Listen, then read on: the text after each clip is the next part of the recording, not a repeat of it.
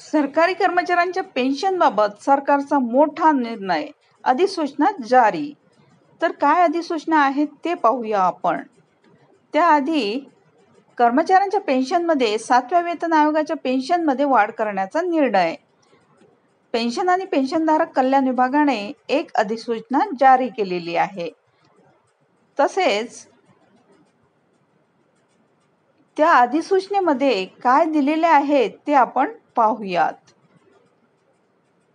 वयानुसार 80 वर्षावरील निवृत्त कर्मचाऱ्यांना हा लाभ दिला जाईल.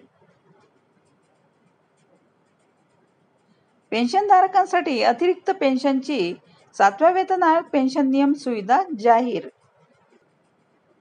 अनुकंप भत्ता 80 वर्षापेक्षा जास्त वयाच्या निवृत्त कर्मचाऱ्यांना दिली जाईल.